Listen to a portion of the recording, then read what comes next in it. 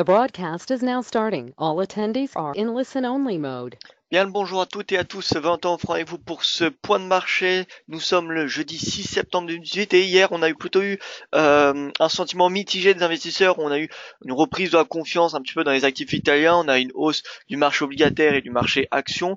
On a également un titre positif venant de Bloomberg concernant le Brexit. Je ne sais pas si vous êtes au courant, mais il y a Bloomberg qui a annoncé qu'il y aurait eu un abandon de certaines exigences de la part de Londres et de Berlin concernant le divorce, ce qui a permis de raviver, on va dire, la spéculation sur un accord qui serait trouvé entre le Royaume-Uni et l'Union européenne, alors que je vous rappelle, on est dans un contexte où depuis des semaines, le marché anticipe plus ou moins le pire finalement, c'est-à-dire une sortie du Royaume-Uni sans accord.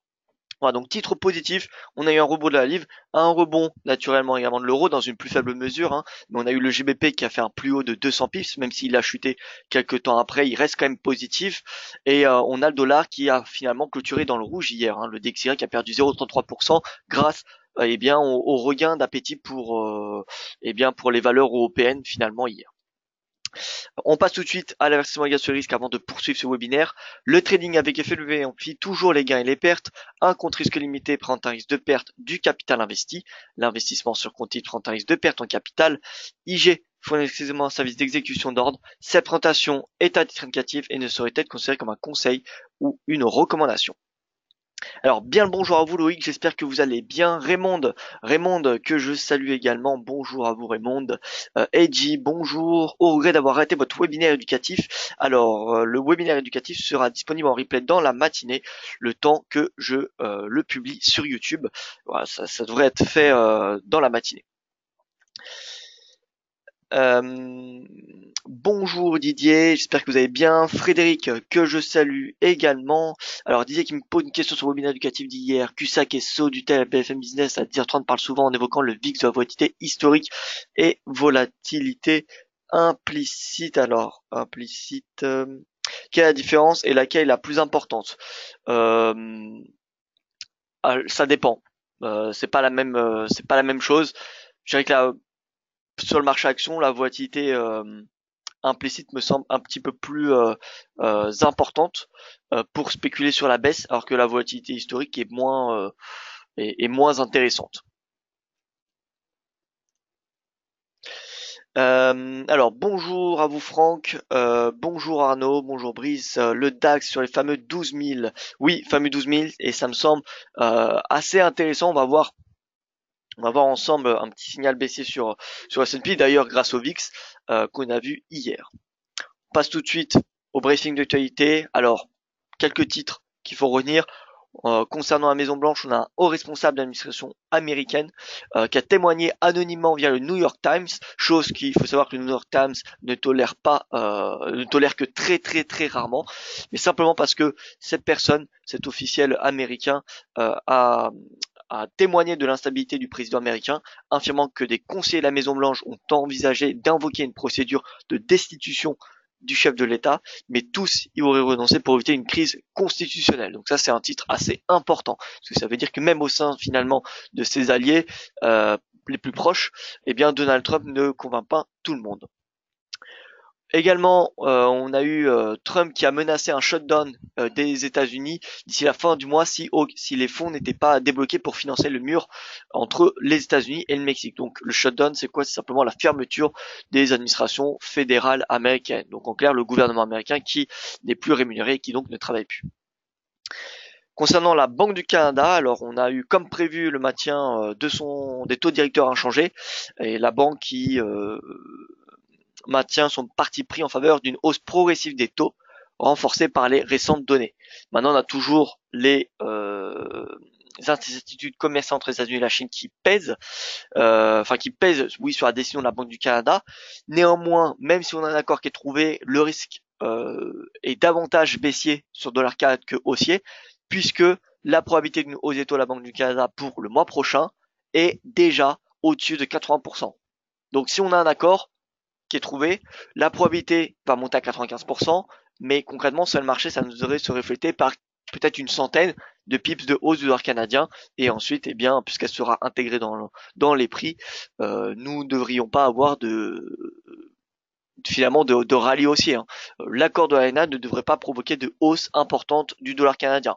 Au contraire, puisque le marché a déjà, on va dire, globalement intégrer cette information dans les prix. Si vous regardez le peso mexicain face au dollar ou le dollar canadien face au dollar US, euh, on a quand même deux devises qui sont assez fortes comparées aux autres devises comme par exemple l'euro, le GBP, le franc ou le yen. Si vous regardez le dollar canadien, il est quand même assez fort. Donc voilà. Donc il y a quand même une hausse du dollar canadien ces récentes semaines qui a été justifiée par la spéculation et qui n'est donc pas vraiment rationnelle mais plutôt émotionnelle. Concernant le Brexit, donc comme je vous l'ai dit au début du webinaire, on a selon Bloomberg plusieurs points d'exigence sur les liens post-Brexit entre l'UE et le Royaume-Uni qui auraient été abandonnés par Londres et par Berlin. Concernant toujours la livre sterling, en août, nous avons le climat des affaires qui est resté en phase avec les mois précédents, rattrapant une partie de la baisse des mois précédents, mais demeurant sous sa moyenne des 7 dernières années. Donc, climat des affaires en légère amélioration, mais toujours très faible, hein.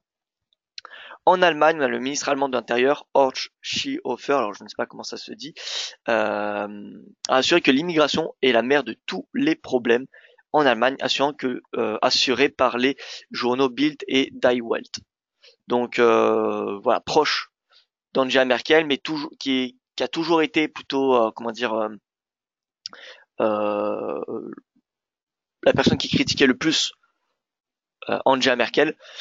Et donc voilà, on va dire que ce n'est pas non plus surprenant, mais c'est quand même à noter que au sein du gouvernement et surtout le ministre de l'Intérieur soit aussi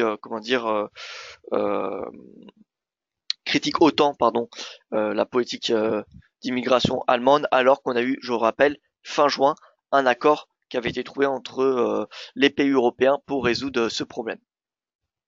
Et en Italie, on a 5 banques, parmi lesquelles Unicredit, Intesa Sanpaolo, qui ont vu leurs perspectives baisser par Fitch Ratings en raison des préoccupations politiques. Donc après, on a eu Fitch qui avait dégradé la note de l'obligation gouvernementale italienne ce week-end, et dorénavant 5 banques. 5 banques.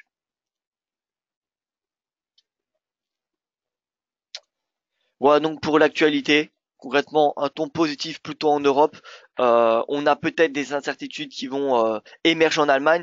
Je vous rappelle, c'est de plus en plus important de suivre la situation en Allemagne parce que nous aurons des élections régionales en Allemagne le 14 octobre.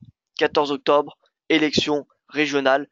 Et vous savez, l'Allemagne, eh bien, première puissance économique en Europe. C'est peut-être également, si ça se dit, la première puissance politique, dans le sens que c'est l'Allemagne on va dire, qui se fait le plus entendre en Europe. Donc sur les marchés, évidemment, la situation en Allemagne a beaucoup plus d'impact que la situation, par exemple, je ne sais pas, dans un autre pays. Donc voilà. Donc à suivre de très près ce problème d'immigration parce que c'est celui qui émerge le plus au sein de l'Allemagne. Voici le résumé des chiffres, ce qui s'est passé hier. Dollar en baisse, marché action américain en baisse, grosse perte sur les valeurs tech, moins 1,30%. Pourquoi? Tout simplement parce qu'on a les réseaux sociaux qui sont auditionnés par la justice américaine dans le cadre bien de leur influence sur dans l'information en fait, dans le monde de l'information et surtout en fait dans l'élection présidentielle de 2016. Je vous rappelle l'ingérence russe dans les élections de 2016 qui est passée, cette ingérence, via les réseaux sociaux. Ce matin, nous avons le T-Note, le rendement américain qui prend un point de base, le yen qui en prend 0,21, le gold qui est en hausse, le nickel en 5 qui est en rouge. Donc on voit bien que les marchés actions asiatiques et même finalement celui japonais qui est généralement décorrélé de celui asiatique parce que le Japon est le seul pays en Asie dont l'économie est considérée comme développée. Donc c'est pas parce qu'on a par exemple la Chine qui est en baisse qu'on va avoir automatiquement le Japon qui va être en baisse. Par contre, généralement quand on a la Chine qui est en baisse, eh bien on a le marché action philippin qui sont en baisse, l'Inde qui est en baisse, etc., etc. Mais donc là on a également le Japon en baisse depuis maintenant pas mal de séances. Donc voilà, en Asie c'est baissier sur les récentes séances.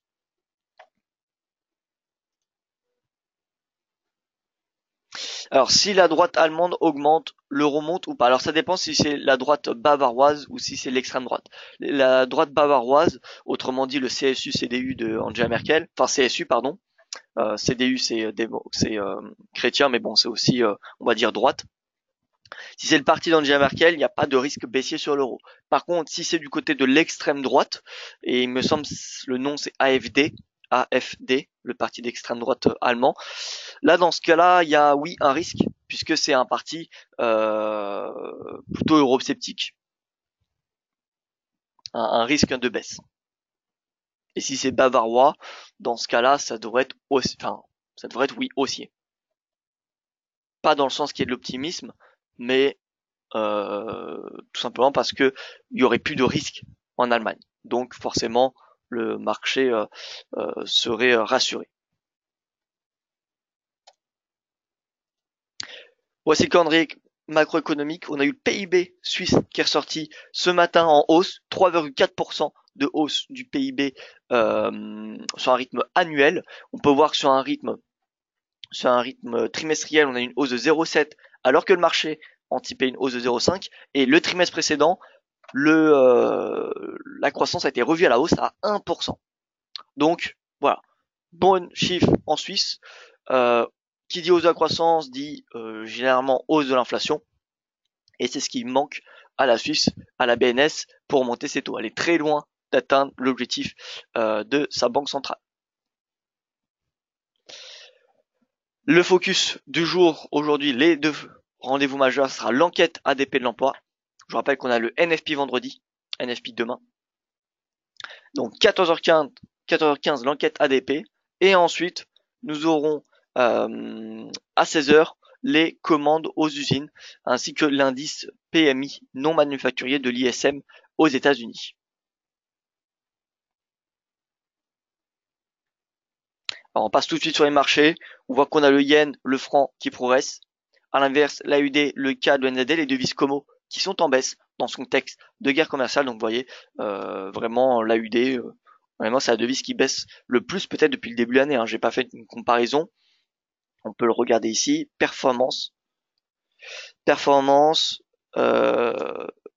depuis le début de l'année. Vous voyez AUD USD. Alors je ne sais pas, c'est bon, il y a une petite pub. Excusez-moi, je ne sais pas comment on l'enlève. Alors voilà, donc j'ai actualisé la page et vous voyez que la devise qui baisse le plus c'est 8% pour l'AUD, suivi par le NZD moins 7,34. Donc là on est sur le GBP Yen, c'est pas une paire majeure. GBP USD ensuite moins 4,42, l'euro dollar moins 3,22 et l'USD CAD qui prend 4,91, ce qui veut dire que le CAD perd 4,91 face à l'USD. Ce qui veut dire que c'est la troisième devise la plus baissière. Donc on a 1 l'AUD, 2 le NZD, 3 le CAD. 3 le CAD. Donc vous voyez, ces trois devises sont vraiment, d'un point de vue court, moyen ou long terme, des devises qu'on short pour le moment. Donc voilà, l'euro AUD, je reviens sur sur ce trade qu'on en avait parlé le mercredi 22 août. Et voilà, 1,62, c'est à quelques pips près atteint, vous voyez. Je le rappelle, c'est un objectif ou une prise de bénéfice sera probablement effectuée par les investisseurs et les traders. Le stochastique, vous voyez, commence à se croiser, donc on va peut-être avoir un petit repli. C'est pas une opportunité pour shorter, parce que c'est très risqué de payer l'AUD dans ce contexte de guerre commerciale. Quand vous regardez l'AUD Index, regardez. Ah oui, mais non, je veux pas changer cette page. Bon, on le verra après. Mais l'AUD Index, concrètement, il n'a pas de phase de hausse. Ou alors, lorsqu'il y a une phase de hausse depuis le début de l'année, c'est pendant quelques séances et c'est vraiment d'une faible amplitude. Alors que les baisses sont vraiment longues en termes d'amplitude et de durée. Donc voilà, c'est beaucoup trop risqué, à mon sens, de payer l'AUD, à part si on anticipe un accord commercial entre les États-Unis et la Chine demain. Dans ce cas-là, euh, ça veut dire que l'AUD fait son point bas aujourd'hui. Mais est-ce que demain, il y aura un accord entre les États-Unis et la Chine, un accord commercial entre les États-Unis et la Chine, qui sera bon pour les deux pays, hein, ça m'étonnerait. Quand je dis demain, c'est vraiment demain au sens propre, hein, c'est pas au sens figuré. Donc voilà, tant qu'il y a ces incertitudes commerciales, l'AUD restera sous pression. Voilà. Donc l'AUD 1,62, prochain objectif pour ceux qui sont à l'achat sur l'euro UD, c'est possible d'aller chercher le R2 mensuel et également ce plus haut, vous voyez, alors on ne voit pas, on va se mettre en weekly. Voici en hebdomadaire, en fait on est chercher le plus haut de 2015, vous voyez, même le plus haut finalement depuis 2009, qui est à 1,6588. 1,6588, c'est le second objectif. Voilà. Maintenant, à court terme, je pense qu'on peut s'attendre à un petit pullback. Donc, pour ceux qui sont pas rentrés à l'achat, ceux qui sont pas à l'achat sur l'euro UD, ça me semble possible d'attendre, vous voyez, une petite correction. Une petite correction, alors 38%, peut-être pas 50, mais vous voyez, une correction de 38 par rapport au point haut. Si on estime qu'on a fait le point haut actuellement, vous voyez, 38%, c'est finalement le pivot mensuel à peu près. Donc, un retour au pivot mensuel serait une opportunité d'achat sur l'euro NZD, l'euro UD. L'euro NZD, pareil. Le R1 mensuel, prise de bénéfice. Stochastique qui est dans sa zone au-dessus de 80, sa zone au-dessus de 80. D'ailleurs, il y a quelque chose d'intéressant, un indicateur que je vous invite à regarder, c'est voilà, c'est les bandes de Bollinger, mais le pourcentage. Le pourcentage, on l'a vu un petit peu hier dans le webinaire éducatif. Bande de Bollinger pourcentage. Donc on a deux bornes, on a 0 et 100. 0, ça veut dire en dessous de 0, ça veut dire que le prix est en dessous de la bande inférieure de sa bande de Bollinger. Au-dessus de 100, c'est-à-dire que le prix est au-dessus de la bande supérieure des bandes de Bollinger. Je pense que tout le monde voit un petit peu l'indicateur de bande de Bollinger. C'est des bandes qui se dilatent et se contractent selon la volatilité par rapport à une moyenne mobile qui est généralement à 20 périodes. Ces bandes sont censées contenir 95% du prix. Donc en général, dès qu'on a le prix en dehors des bandes, on estime qu'on est dans une phase d'excès. Donc en fait, on fait de la contre-tendance, enfin, on peut faire la contre-tendance avec ces bandes. Et ce qui est intéressant, c'est de rajouter par exemple une moyenne mobile à 5 périodes pour un petit peu lisser hein, le cours, la présence du cours. Moyenne mobile à 5 périodes. Et voilà, on peut avoir des signaux intéressants. On peut avoir des signaux intéressants lorsqu'il y aura par exemple la moyenne mobile qui va par exemple croiser à la hausse la borne 20 et 80 qui sont comme des zones de surachat ou de survente comme par exemple le RSI. Comme le RSI ou comme le stochastique. Bon, le RSI c'est 30-70, mais c'est dans le même principe. C'est-à-dire que on a un range ici, on a un range qui est borné. Et si, pardon, excusez-moi, on a cette moyenne mobile et le prix, enfin, et cette droite qui est au-dessus de 80, on va estimer que le prix est suracheté, et en dessous, on va estimer en dessous, pardon, devant, on va estimer qu'il est survendu. Voilà, et vous voyez qu'on peut avoir des signaux assez intéressants. Donc là, on voit qu'il est clairement suracheté cette euro NZD. C'est pas le moment, enfin, c'est pas un signal pour shorter parce que si on short, on est en contre-tendance puisqu'on est au-dessus de la moyenne mobile à 200 jours. Mais, vous voyez, on peut s'attendre à une correction puisque le cours, vous voyez, il est à 100, ce qui veut dire, ah non, pardon, la moyenne mobile est à 100, c'est-à-dire que sur les 5 dernières périodes, on a quand même une moyenne du cours au-dessus de la bande de Bollinger supérieure, ce qui est vraiment une phase d'excès, hein, ce qui est très très rare. Donc voilà, on peut s'attendre à un petit retracement. J'anticipe un repli au pivot mensuel, ce qui serait un bon point d'entrée pour passer à l'achat sur l'euro NZD. Pareil pour l'euro CAD. L'euro CAD, on le voit, retour dans une phase d'excès, que ce soit stochastique ou cet indicateur. Et si on regarde le prix, vous voyez, ben, le R1 mensuel, il a été atteint. Ça y est, c'était l'objectif hein, qu'on avait indiqué en début de semaine. Je pense qu'on peut s'attendre à une petite phase de correction avant une nouvelle hausse. Donc correction, 38%, c'est un niveau assez intéressant pour repasser long et viser le R2 mensuel. L'idée qu'on dit en ce moment, ça fait beaucoup d'accords commerciaux en suspens. US, Canada, US, Chine, US, Europe, ça ne se traduit pas sur les indices US, alors que nous en Europe, c'est à la baisse de nos indices DAX, CAC. Pourquoi?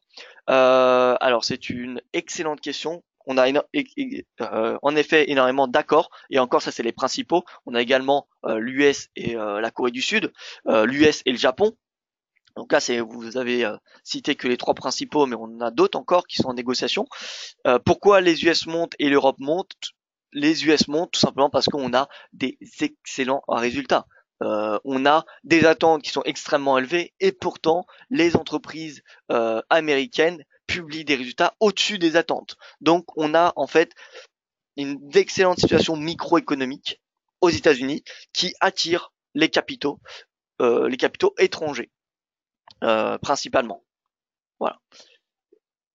Donc c'est pour cette raison qu'on a une montée des US. En Europe, on a des bons résultats, mais pas aussi bons qu'aux États-Unis. Et on a une corrélation de plus en plus importante entre les marchés actions européens à court terme, je parle bien, et les marchés émergents.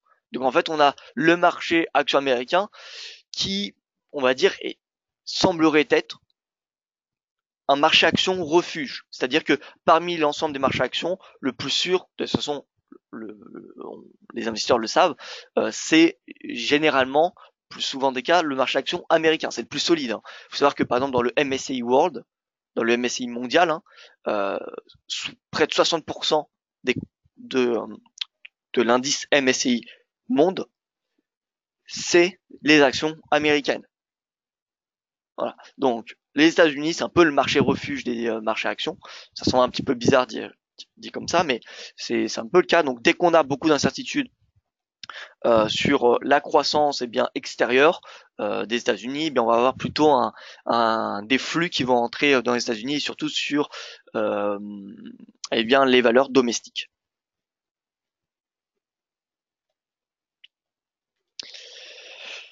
On passe sur l'euro-dollar. L'euro-dollar, vous voyez le pivot mensuel, on en avait parlé au début de semaine, ce qui était un niveau de prix intéressant de passer à l'achat. Pour ceux qui sont rentrés, bien écoutez, tant mieux. Là, l'objectif, c'est dans un premier temps de viser les 1,1733 pour du swing trading. À terme, j'ai écrit un article hier, c'est les 1,20. Voilà. Mais en swing trading, dans un premier temps, c'est 1,1733 pour ceux qui veulent prendre un objectif assez rapidement. Voilà, donc là, on n'a pas de signaux baissiers vraiment sur bande de Bollinger ou stochastique. Et en intraday, donc qu'attendre en intraday? Pivot hebdomadaire comme résistance, on peut le voir. Alors un repli de 33% finalement. 33%, voire 50% même, faisant preuve un petit peu de patience. Je pense que c'est possible d'attendre un retraitement de 50%. Pourquoi? Parce que en fait d'ici la fin de semaine, d'ici demain soir, qu'est-ce que nous avons d'un point de vue macro? On a l'enquête ADP ce soir, on a l'indice ISM non manufacturier cet après-midi, et demain on a le NFP. À part cela, on n'a pas vraiment de statistiques importantes en zone euro, il me semble. Tac. Euro, dollar.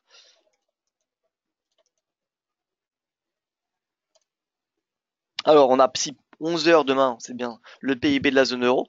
Mais sinon, vous voyez, c'est surtout le NFP qui va être la plus grande source de volatilité d'ici la fin de semaine. Donc voilà, ça me semblerait possible que aujourd'hui ou demain, on revienne, que cet euro-dollar vienne retracer un petit peu, vienne retracer 50%. Je pense pas qu'il va revenir au pivot mensuel, à part si on a un très mauvais PIB européen et on a un excellent rapport de l'emploi. Dans ce cas-là, oui, on ira revenir chercher les 1,15 45, mais voilà, à court terme, je privilégie plutôt un retour à 1,15 94. Mais voilà, pour ceux qui sont rentrés au pivot mensuel, écoutez, je pense que les 1,1733 sont un niveau de prix intéressant, mais on peut aller viser encore plus haut. Vu comment sont les indices de dollars, pour moi, je privilégie plutôt la baisse.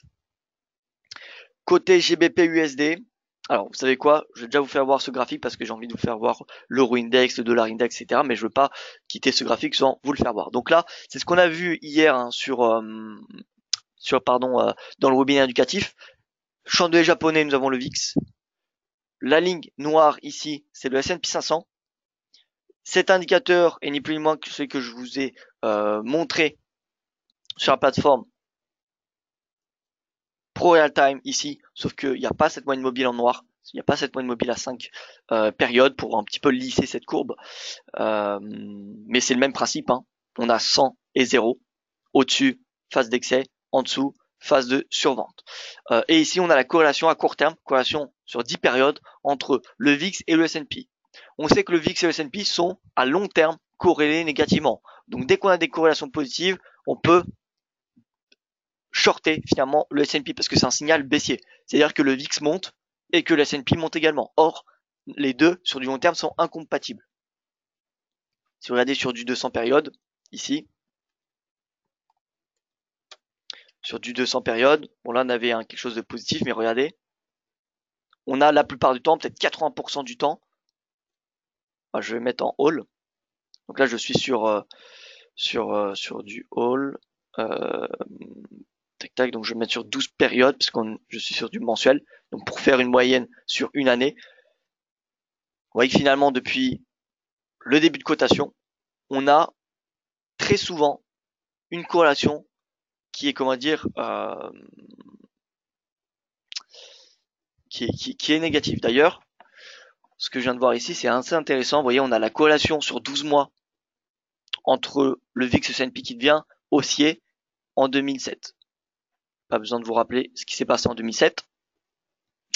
Là, 2014, 2015 également, et on avait une petite correction ici, une toute petite, je me rappelle c'était du 10% il me semble sur le S&P, et là on a une corrélation qui est à nouveau haussière, positive pardon, et qui se croise à la baisse, donc on a potentiellement un signal baissier sur du moyen terme. On peut s'attendre à un -5, un -10, voire plus sur la S&P d'ici d'ici les prochains mois, puisque un chandelier ici correspond à un mois. Ouais, mais c'est pas cette corrélation que je voulais vous faire voir, c'est une corrélation à plus court terme, corrélation à 10 périodes, et c'est le même principe finalement, puisqu'on sait que sur du long terme, il y a une corrélation qui est négative entre les deux. Dès qu'on a une corrélation positive, on a un signal baissier sur le S&P. Regardez ici, la corrélation qui croise 0, donc la corrélation qui devient positive, et vous voyez qu'ici, on a un signal négatif. Donc on pourrait même rajouter une borne, au lieu de utiliser la borne 0, on pourrait utiliser la borne 0,5 ou même 0,30 par exemple, mais rien que 0,5. Vous voyez, ici signal négatif, donc on a le VIX qui, quelques séances après, avait chuté de 10%. Ici, signal négatif, on avait une toute petite baisse. Ici, signal négatif également, toute petite baisse. Signal négatif, vous voyez la corrélation qui devient positive, petite baisse. Donc voilà, je pense que on va pas pricer et s'attendre à un crack lors des prochaines séances, mais en tout cas, je pense que c'est possible de s'attendre à une petite baisse, une petite consolidation du S&P. Je ne dis pas qu'on va perdre 5%, ça reste possible, mais au moins une baisse de 1, 2, voire plus de pourcents, eh bien, ça me semble cohérent. De toute façon, le mieux dans ce cas-là, c'est de faire l'analyse technique pour essayer d'anticiper l'amplitude de la correction. Donc là, par exemple, vous pourrez utiliser une oblique sur graphique journalier.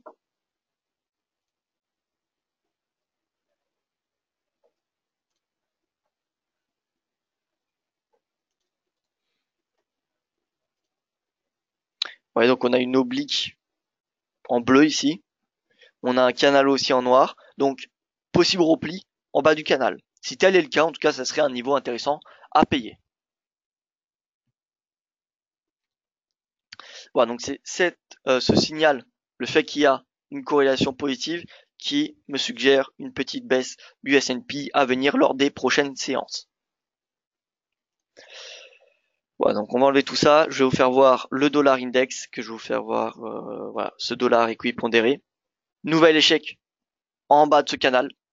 Tant qu'on a ce cours qui est en dessous de qui est toujours contenu dans ce canal, mais qui n'a pas dépassé, je reste baissier. Voilà, je reste baissier sur dollar tant qu'il est en dessous de cette oblique. Si on a une clôture hebdomadaire au-dessus, dans ce cas-là, je reverrai ma perspective plutôt à la hausse. Mais tant que le cours est situé en dessous de cette oblique, pour moi, c'est tout, encore une fois, c'est toujours d'un point de vue ratio risque-rendement, de possibilité de hausse ou de baisse. Pour moi, la possibilité du dollar se tourne davantage à la baisse tant que le prix est sous cette oblique. Donc voilà, moi je passe de plus en plus baissier sur le dollar et le niveau de prix actuel me semble un niveau de prix intéressant pour passer, comment dire, à la vente sur le dollar. À l'inverse, le GBP, regardez, GBP qui arrive de plus en plus en bas de ce canal qui a été tracé grâce à deux points de contact ici, la parallèle en utilisant le plus haut entre les deux creux, donc le sommet entre les deux creux, on a cette parallèle. Là on a le troisième point de contact qui permet de valider, de renforcer ce canal. Et là on a cette oblique qui va chercher tous les sommets depuis finalement le mois de mai, fin avril, début mai. Et si on a une clôture pareil, journalière, hebdomadaire au-dessus de cette oblique, on aura un signal haussier sur le GBP.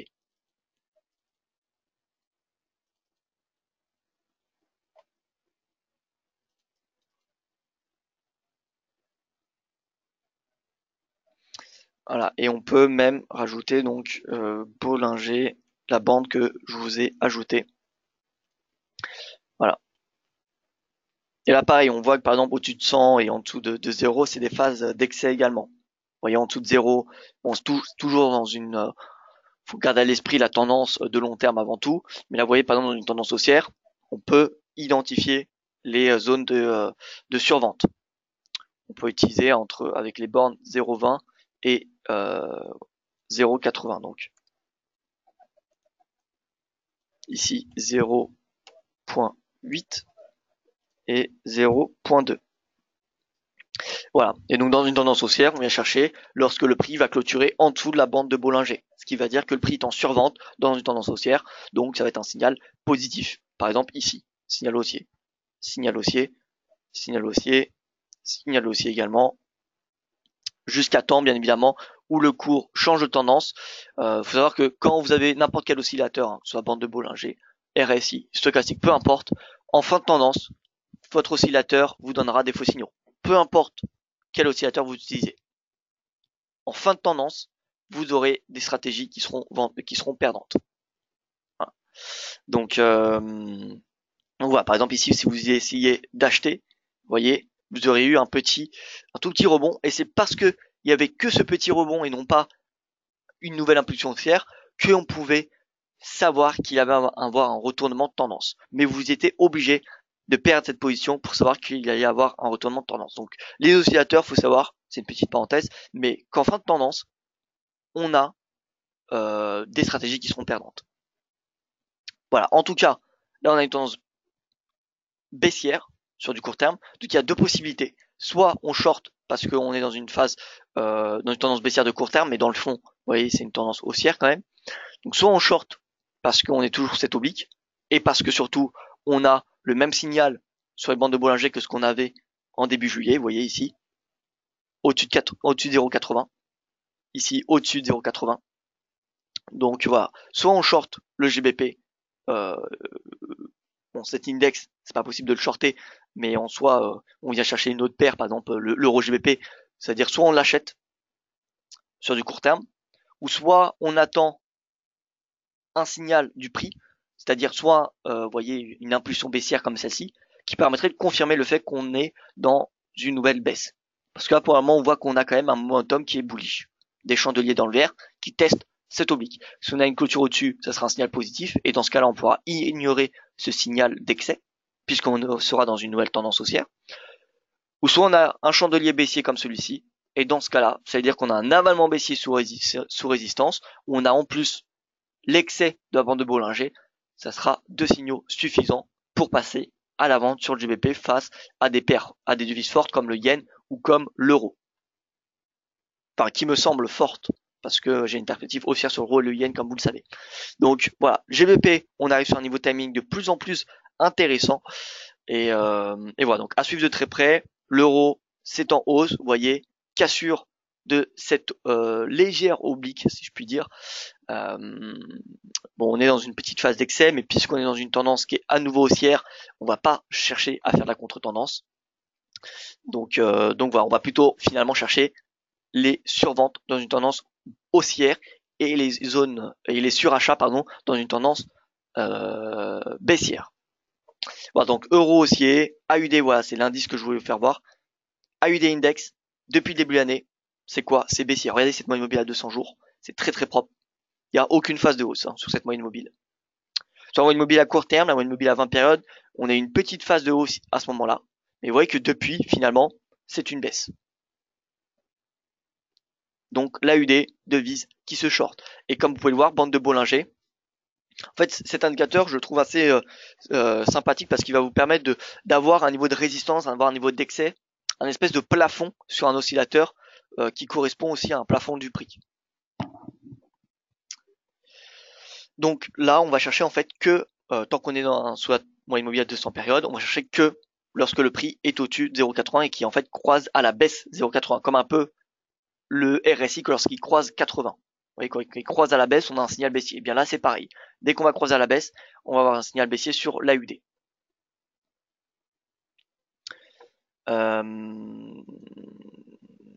Voilà. Écoutez, je pense qu'on a fait le tour de ces indices. Donc en intraday, je viens sur de l'intraday. Yen haussier, AUD baissier. Donc l'AUD yen en baisse.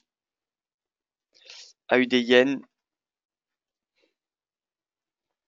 Test. Vous voyez le seuil psychologique des 80.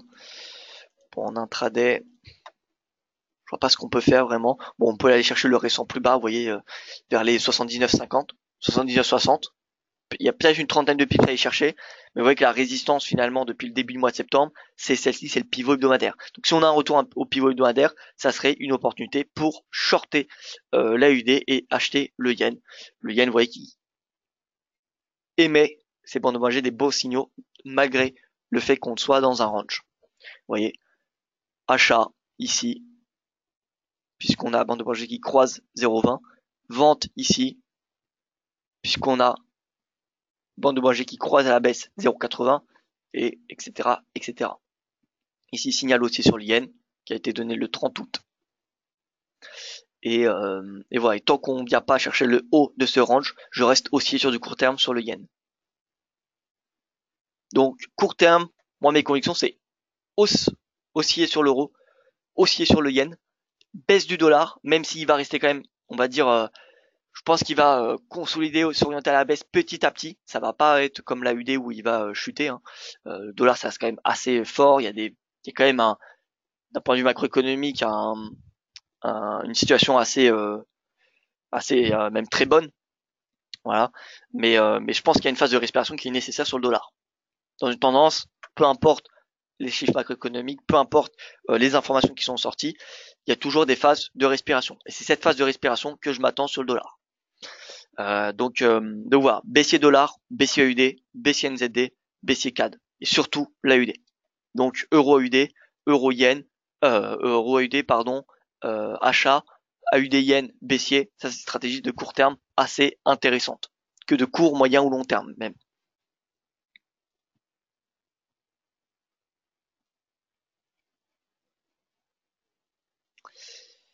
À 14h15, il y aura la statistique US de l'ADP. J'ai souvent vu que c'était une bonne indication pour la statistique du NFP le lendemain. Alors moi, personnellement, j'ai fait une recherche là-dessus statistique, enfin quantitative, et il n'y a pas de corrélation. Je n'ai pas trouvé de corrélation entre le chiffre de l'ADP et le chiffre du NFI. C'est pas parce qu'on a un NDP qui est par exemple au-dessus des attentes qu'on va avoir un NFP qui sera au-dessus des attentes. Voilà, ça c'est mon étude. D'ailleurs, je peux vous la faire voir rapidement si vous me donnez 2 petites secondes. Euh, alors,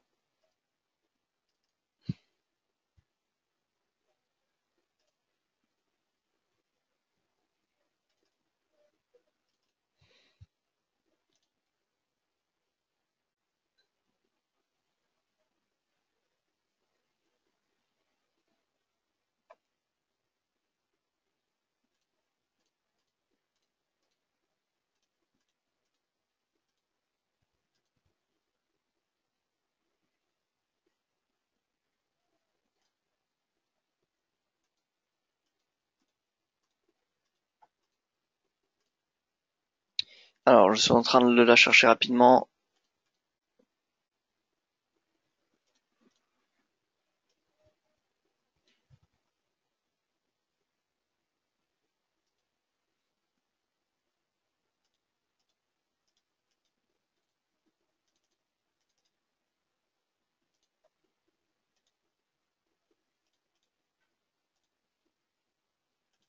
La voici. Donc, je pense que vous pouvez la voir. Enquête ADP vs NFP. Et vous voyez que là, par exemple, on a un excellent NFP, on a un excellent ADP, le NFP qui est ressorti plus bas.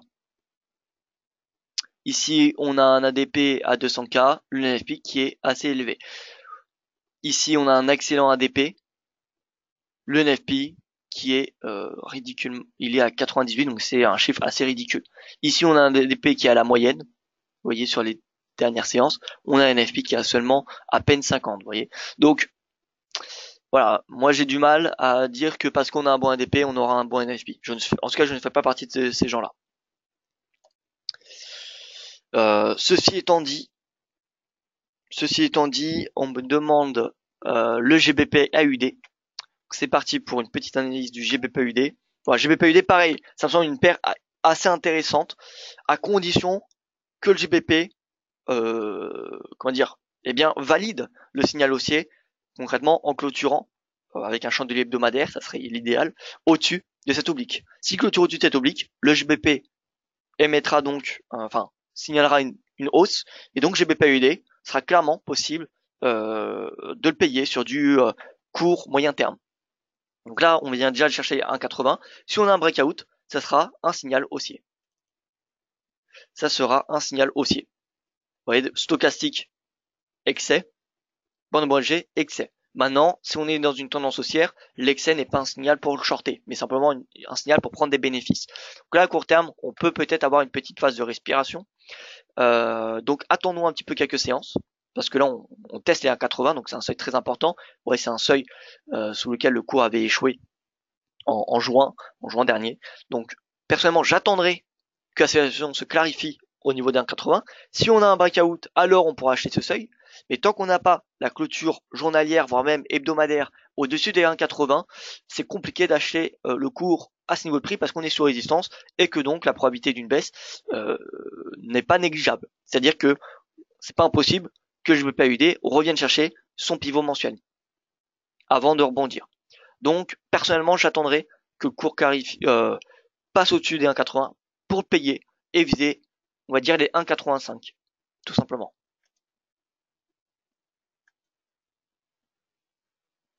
NZD-USD, un petit mot rapide, s'il vous plaît, si vous avez assez de temps. Bien évidemment, NZD-USD, un petit mot, c'est baissier. Voilà. Tout comme la UD-USD.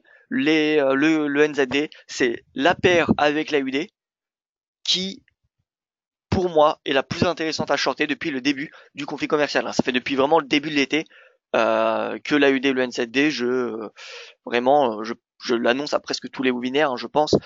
C'est deux devises les plus faciles à vendre, on va dire, face par exemple à l'euro, face au dollar ou face au yen, ça dépend.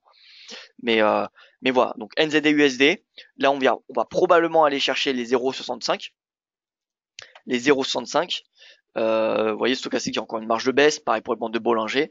Et voilà, tout simplement. Donc on vient chercher les 0,65 avant une petite phase de consolidation, voire peut-être de repli, de rebond, pardon. Si on a un rebond, eh bien écoutez, tant mieux, ça sera une opportunité pour shorter le NZD à un meilleur prix. Voilà. Donc NZD, on va avoir probablement un retour à 0,65 lors des prochaines séances. Demain, peut-être avec l'aide du NFP, ou alors lundi ou mardi. Ensuite, probablement un rebond, une phase de digestion, de respiration, comme un peu c'est le cas ici, vous voyez, ce fut le cas à ce moment-là. On avait eu un nouveau plus bas. Vous voyez la baisse. Alors, déjà regardez. Le plus bas, la consolidation, la baisse, la consolidation, là on a la baisse, on n'a pas la clôture sous ce plus bas, vous voyez. Mais si on a la clôture sous ce plus bas, on va concrètement chercher le S2 mensuel. Donc voilà. Voilà, je suis baissier complètement sur la NZD, sur du court, moyen ou long terme.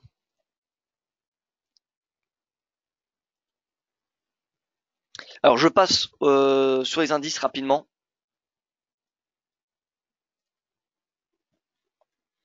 Alors le DAX, 12 000 points, ça y est, nous y sommes. Clôture sous le plus bas de juin, 12 000 pour se mettre dans le contexte, c'était le creux de 2017. C'était à peu près le creux de 2018, vous voyez, de mars. On était venu chercher un plus bas à 11 700, mais vous voyez que bon, on va dire, c'était un niveau de prix quand même support. Là, on est dans une phase, d'après l'oscillateur, un peu d'excès. On n'a pas encore le signal haussier parce que on a toujours cette bande, enfin cette valeur du prix, la situation du prix par rapport au bande ORG qui est au-dessus, en dessous pardon de sa moyenne mobile à 5 périodes et en dessous de 20. Si on a un croisement à la hausse des deux de la moyenne mobile à 5 périodes et de 20, on aura un signal haussier. Donc pour le moment, je pense qu'on va avoir une petite consolidation. Peut-être même on va passer sous les 12 000, on va peut-être aller venir chez les 11 950. Mais je pense que c'est un point bas assez intéressant. Voilà, donc tout dépend de votre horizon de temps. En intraday, c'est pas impossible qu'on aille chercher un petit peu plus bas, même lors des prochaines séances. Mais voilà, sur du moyen terme, je pense pas qu'on va dépasser les 12 000, étant donné que voilà, la situation macroéconomique, elle n'est pas mauvaise. Elle n'est pas mauvaise sur le DAX. Alors excusez-moi d'avoir mis cette valeur antique. Donc 4 heures, vous voyez S3 mensuel, S3 hebdomadaire, S3 hebdomadaire en horaire, d'accord, en 15 minutes. Vous voyez les 12 000, hein, ça tient, on a des acheteurs à 12 000. Hein. Honnêtement, il y a beaucoup d'ordres qui ont été exécutés à 12 000. Hein. Au vu de la réaction du marché, là on a clairement eu une hausse. Alors, d'ailleurs, je vais voir DAX.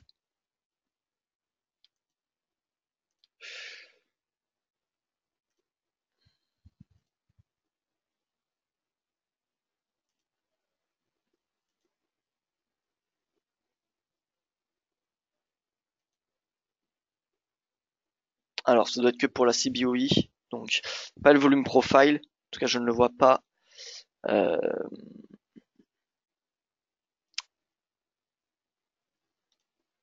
Ah voilà, volume profile, excellent.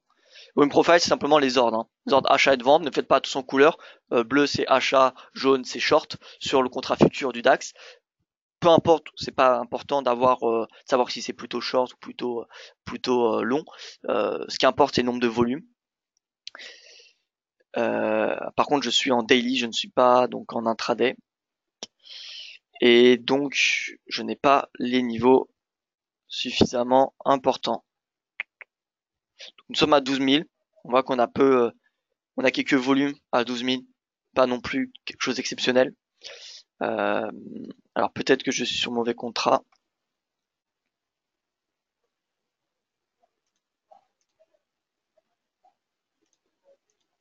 Non, alors je peux pas aller en intraday.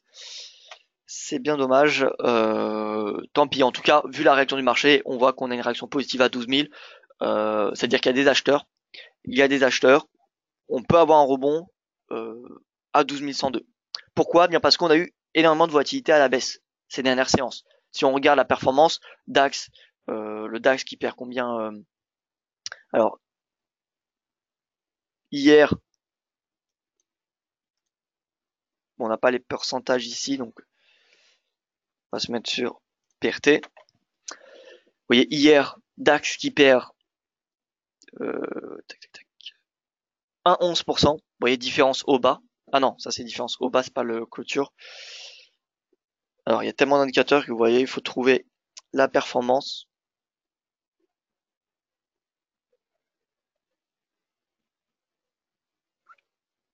Alors, pour le coup, je la vois pas ici. Bon, en tout cas, vous voyez quand même qu'il y a eu beaucoup de baisse. Et généralement, quand on a des chandeliers extrêmement baissiers, c'est comme un peu un couteau qui tombe. Eh bien, on a un rattrapage. En fait, on a un rebond assez important du marché action sur support. Ça me fait penser un petit peu à ce qu'on avait ici. Vous voyez, là, on avait une chute. Et ensuite, les deux prochaines séances, on avait une hausse importante. Vous voyez, en termes de volatilité, prix d'ouverture, prix de fermeture, on avait du 3,51% en deux séances. Hein. Là, pareil, deux chandeliers extrêmement baissiers, hausse. Chandelier extrêmement baissier, hausse. Chandelier extrêmement baissier, hausse. Donc quand on a de la volatilité négative, on a également la volatilité positive le lendemain ou le surlendemain, ou enfin quelques séances après. Donc là, on a eu la volatilité négative assez importante. C'est fortement possible qu'on a cherché les 12 100 dans la journée. En tout cas, je ne serais pas surpris. c'est bien le volume profile. Où le trouve-t-on sur la plateforme PRT? Alors, vous l'avez, c'est volume prix. Hein. Volume prix, par contre, en fait, l'inconvénient, vous voyez, volume par niveau de prix, donc c'est le volume profile. En fait, le volume profile prend tout son intérêt sur le contrat futur, parce que c'est le contrat futur où il y a le plus de volume. C'est pas le volume par niveau de prix ici, il me semble, c'est sur le CFD DAX de IG. Or, les volumes réalisés chez IG ne sont probablement pas, enfin c'est pas probablement, ils ne sont pas aussi importants que les volumes réalisés sur le futur DAX officiel, celui émis par la bourse de Francfort. D'accord? Donc, le meilleur volume profile sur le DAX, c'est celui qu'on a sur le futur. Mais pour avoir celui sur le futur, généralement ces données sont payantes. Elles ne sont pas gratuites. Hein. Et sur PRT, ce n'est pas possible puisque vous avez le DAX ici qui est en CFD. Mais bon, au moins ça peut vous donner un ordre d'idée. Hein. Ça peut vous donner un ordre d'idée entre les volumes par niveau de prix du DAX et ceux sur, le DAX futur et le DAX CFD. Par exemple ici, si on se met en journalier et qu'on met celui volume niveau de prix,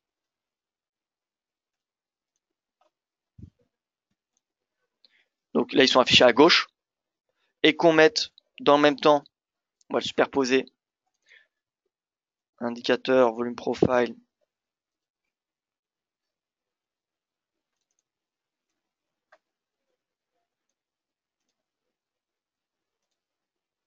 ouais, donc on est sur du journalier, les deux.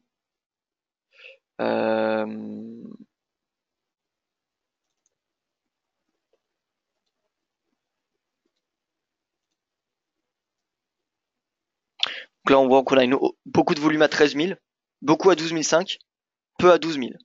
Voyons ce que nous avons sur le volume profile. On en a beaucoup à 13 000, on a quand même pas mal à 12 500, on en a peu à 12 000. Donc vous voyez, en fait, finalement, il y a quand même une certaine corrélation positive entre les volumes réalisés sur les CFD IG et ceux sur les futurs, le futur officiel DAX. Ce qui est assez rassurant, ce qui veut dire que les particuliers ne se positionnent pas à n'importe quel prix. Finalement, ils sont les mêmes que les traders institutionnels. Et ce qui finalement différencie, c'est en fait le money management et le timing d'entrée et de sortie, quoi. Mais sinon, on voit que les prix d'entrée, bien les volumes sont réalisés entre le futur et le CFD. On a quelque chose quand même de concrètement positif. Donc ça, c'est rassurant, c'est assez intéressant de constater cela. Donc oui, il est assez représentatif. Maintenant en intraday, est-ce que c'est le cas? Est-ce que les volumes réalisés en intraday sur le CFD sont aussi pertinents que ceux réalisés sur le journalier? Ça, je ne sais pas. Mais bon, si vous voulez les avoir en intraday, en tout cas, vous les avez ici sur le CFD DAX. Et là, vous avez une idée des volumes réalisés. Et là où il y a des volumes, c'est des niveaux de support ou de résistance. Hein. Donc, vous voyez ici, fort niveau de résistance, par exemple. Et là, vous voyez, on a une hausse. Donc là, on a un niveau de support. Voilà. Voilà donc pour... et vous voyez qu'ici, là, on est sur du journalier. 12 000. On a quand même... C'est pas les volumes les plus élevés, mais on a quand même des volumes importants. Voilà donc pour le DAX, achat 12 000. Hein, concrètement, vu la volatilité en défaveur du DAX qu'on a eu ces dernières séances, je m'attends à quelque chose de positif. Je dis pas qu'on va faire un rebond jusqu'à 13 000 dans 2 semaines, mais une correction finalement de 50% de cette tendance baissière me semble possible lors des prochaines séances, en fait aujourd'hui et demain. Si c'est pas le cas, on ira chercher un petit peu plus bas la semaine prochaine. Le CAC 40, c'est pareil, on a une volatilité négative assez élevée, et donc on devrait avoir pareil, un espèce de rebond comme ce fut le cas ici, vous voyez. Regardez cette volatilité, les puissants chandeliers baissiers. Puissant chandelier baissier ici, le rebond. Puissant chandelier baissier ici, le rebond. Pareil ici. Plus la volatilité est importante, et plus le mouvement réciproque le sera également. Le mouvement contraire. Donc là, on est sur le plus bas, vous voyez, à 5200. Donc CAC sur support, DAX sur support, c'est quand même assez important. Le DAX, quand il avait dépassé les 12 000 points, le CAC testait les 5050, vous voyez. Donc, je dirais que le fait qu'on ait le CAC sur support, le DAX sur support, présente un potentiel haussier pour les indices européens assez important. Donc je suis haussier CAC DAX à très court terme. Je pense que le niveau de prix actuel se paye. Et je passe rapidement donc au Como parce que là nous parlons, c'est très bien. Mais ça fait déjà 1 heure que nous sommes ensemble. Donc une analyse du brut en unité horaire et 8 et 15, on me demande. Donc je vais faire le brut, je vais faire le gold. Et s'il n'y a plus de questions, eh bien je vous laisserai. Donc vous voyez le brut n'avait pas confirmé le breakout mardi, le breakout qui était d'intraday au-dessus des 70 $, et finalement clôture en dessous avec les investisseurs qui ont fait pression sur le prix en fin de séance, parce qu'on voit on avait un optimisme en début de séance, le cours qui était venu chercher les 71 $ le baril, et finalement en fin de séance la chute, et finalement la clôture même presque au plus bas du range intraday. Donc ça c'est un signal extrêmement négatif, hein. Et en plus il est confirmé sur le Brent. Donc on a clairement deux signaux baissiers sur Brut Brent, et en plus ce chandelier, cette configuration coïncide avec le fait que les prix étaient sous résistance. Donc là c'est clairement baissier, et voilà, techniquement on vient chercher cet oblique, hein, sur lequel le cours a rebondi récemment à la mi-août. Donc voilà, baisse vers les 67 $. En UT1 heure, UT1 heure, bon, vous voyez qu'on est clairement survendu, hein, le prix parmi ces vu de ces oscillateurs. C'est pas un signal pardon pour passer long quand on est parce que ça serait de la contre-tendance. Mais par contre, c'est ce qui est sûr, c'est que c'est pas le moment de rentrer short. Pas le moment de shorter un prix qui est survendu, même s'il est dans une tendance baissière. Alors c'est possible, si vous êtes déjà short, de garder une position short, même si le prix est en survente, mais rentrer dans le marché, commencer à shorter un marché alors qu'il est survendu, peu importe la tendance, qu'elle soit haussière ou baissière, c'est trop risqué. Enfin, c'est pas, en termes de timing, c'est pas le timing qui est intéressant. Donc on attend finalement une respiration, un rebond, et dès qu'on aura l'un de ces oscillateurs, voire même les deux, qui émettra un signal baissier, et bien dans ce cas-là, ce sera possible de shorter le brut, que ce soit le brut ou le Brent, hein, direction les 67 $. Voilà, et sur du 15 minutes, vous voyez, on a très très peu de volatilité, hein, donc voilà, pas grand chose à dire en 15 minutes, hein, si ce n'est la même chose que sur le horaire, c'est-à-dire attendre finalement un rebond pour se positionner à la vente. Un rebond, on peut utiliser le retracement de Fibonacci entre le récent sommet de la semaine et le récent plus bas. Vous voyez qu'il y a un retracement de 38%, c'est le pivot hebdomadaire. Donc si on a un retour au pivot hebdomadaire, eh bien pourquoi pas shorter le brut, à condition bien évidemment que ces oscillateurs émettent également des signaux baissiers. Et enfin pour l'or qui est en hausse, qui revient à 1200 $, donc c'est objectif atteint dans mon article. D'ailleurs, dans mes articles, je ne sais pas si vous voulez faites partie de mes lecteurs, mais depuis quelques temps, c'est ce que j'essaye, c'est de donner des seuils de plus en plus concrets dans mes articles. Vous voyez, dollar US chute, le cours de l'or et la livre sterling bondissent, et vous voyez, donc on a une analyse croisée, hein, finalement. Et à la fin, mes seuils de surveillance: euro-dollar court terme, GBP-USD court terme, once d'or court terme, moyen terme, long terme. Seuil de surveillance, alias objectif, hein. Mais voilà, je préfère rester dans mes seuils de surveillance. Et voilà. Et donc, once d'or. Ah pardon, j'ai fait une erreur. C'est pas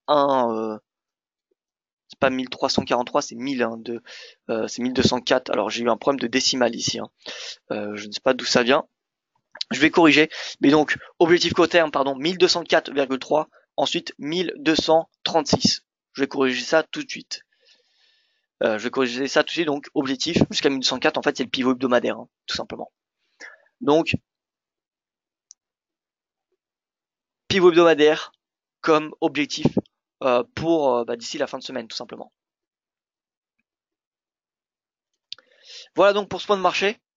Écoutez, je pense avoir fait le tour. J'espère que ça vous aura plu. En conclusion, je suis baissier sur l'euro.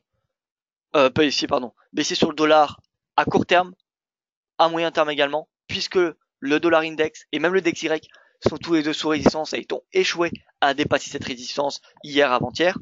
À l'inverse, haussier euro. GBP, j'attends davantage de confirmation, mais en tout cas, je je m'intéresse de plus en plus au sens haussier. Et bien évidemment, que ce soit sur du court, moyen ou long terme, l'AUD, le NZD ou le CAD me semblent intéressants à vendre. Donc par conséquent, s'il y a baisse du dollar, il y a hausse de l'or. Donc haussier de l'or, objectif haussier jusqu'à, comme je vous l'ai dit, à moyen terme 1236 dollars. Et pour les indices, je m'attends à un rebond en fait technique, tout simplement parce qu'on a eu beaucoup de baisses ces récentes séances. Et généralement, statistiquement, c'est pas de la, c'est juste statistiquement, c'est voilà, c'est dès qu'on a énormément de volatilité avec une baisse des marchés, on a généralement un rebond. C'est comme par exemple le Nasdaq hier qui perd un 30%. Honnêtement, aujourd'hui, il y a beaucoup plus de chances que le Nasdaq soit haussier plutôt que baissier. Parce que statistiquement, dès que le Nasdaq baisse de 1,33%, le lendemain, je parle bien d'un point de vue statistique, il y a plus de chances qu'il y ait une hausse. Voilà. Donc haussier, marché, action aujourd'hui. Voilà, donc merci pour votre attention. Je vous souhaite une excellente journée et je vous dis à demain pour mon dernier point de marché de la semaine. Voilà, et vous retrouverez, il me semble, Yoav Nizar aujourd'hui, cet après-midi. Alors, je vous confirme cette information. Voilà, donc oui, aujourd'hui 14h30, Yoav Nizar pour sa revue des marchés. Excellente journée à vous et je vous dis à demain.